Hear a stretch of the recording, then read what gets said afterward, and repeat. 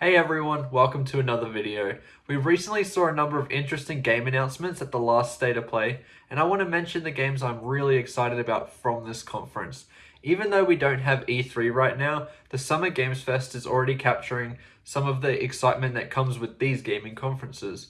When some of the most notable conferences occur, I will be talking about all the major game announcements and what excited me the most, so look forward to seeing that content soon. Let's get into this most recent State of Play.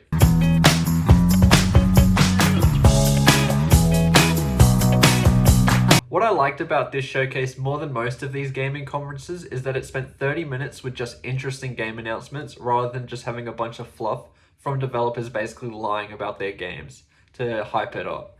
I generally liked the games that were talked about, and it actually made it enticing for me to purchase the PSVR 2, which was something I hadn't really considered before now. The first game I want to mention is Stray, which finally got a release date for July 16th. I've been anticipating this one for a while, and the gameplay trailers look great. Walking around a cyberpunk type city as a cat while talking to robots seems pretty fun. It was also announced as a free title for the 2 higher tiers for PS Plus. That's great for anyone who just wants to get the game digitally. Me personally, I still love having the physical copies, so I'll be pretty excited to pick that game up when it comes out. Rollerdrome was another game I was surprisingly interested in. I don't know if this is a multiplayer arena shooter or a single player thing. My guess is that it is a multiplayer game, judging from this gameplay.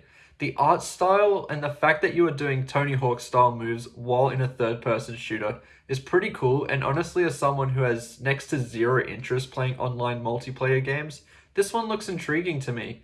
If this is a free or cheaper title, I would definitely pick this up. I would not pay anywhere near full price for it, but as a cheap buy, I think this would be entertaining for a few hours. I'm quite interested in the new Horizon game for PSVR 2. I hope this doesn't act as the expansion for Horizon Forbidden West, because personally, I really want a Frozen Wilds type expansion for that game. However, in terms of being a potential launch title for the PSVR 2, it looks interesting and has me intrigued in some of the other games releasing on the system.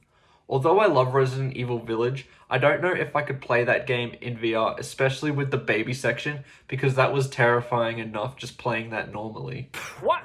Everybody was scared out of their wits, man. The Callisto Protocol is another game I don't know if I could play because it looks so intense, but I think on the right day I could see myself playing it. The gameplay does look fun, and I don't think we get enough of those linear style third-person shooters, so I am happy we are getting another game in that genre.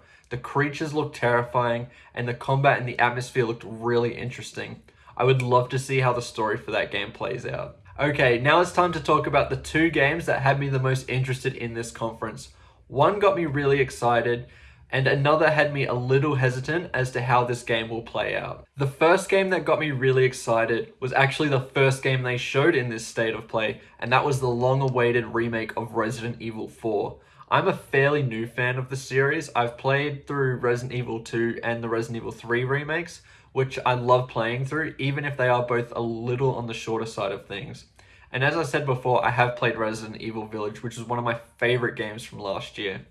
This is the remake I've been highly anticipating though, due to the success of the original game. I have never played the 2005 Resident Evil 4 because it just looks so clunky and old. Everyone who has been saying that this game is timeless and doesn't need a remake, I feel like is lying, because while the structure of the game, the story, and the atmosphere might have been really good, from an outsider's perspective, the actual gameplay looks really outdated. You are like 100. So to play this critically acclaimed game with the most modern touches has me excited, and I'm pretty keen to pre-order this one. I feel like this one might be a bit beefier compared to the first 2 in terms of its length, which I'm happy about. I'm sure that I will enjoy that Resident Evil game just as much as the others, and when that comes out, I'll be hoping to make a review for that as soon as possible. The game that had me a little hesitant, unfortunately, was Final Fantasy 16. Since they announced this game about a year ago, it has been one of my top 5 most anticipated games. I love a lot of the newer entries into the franchise. The Final Fantasy VII Remake was fun to play, and I hope they look to finish that story soon. I'm even someone who loves Final Fantasy 15, which is a game I know a lot of people don't like, but I love that game. The characters were awesome, the story was a little sloppy at times, but ended in a really strong place, and the open world is one of my favorites. However, while the setting for Final Fantasy 16 might be the best ever in the franchise and it's going for a more mature tone and it doesn't feel too cringy at all, which I'm really happy about, my problem is that the gameplay just didn't do too much for me.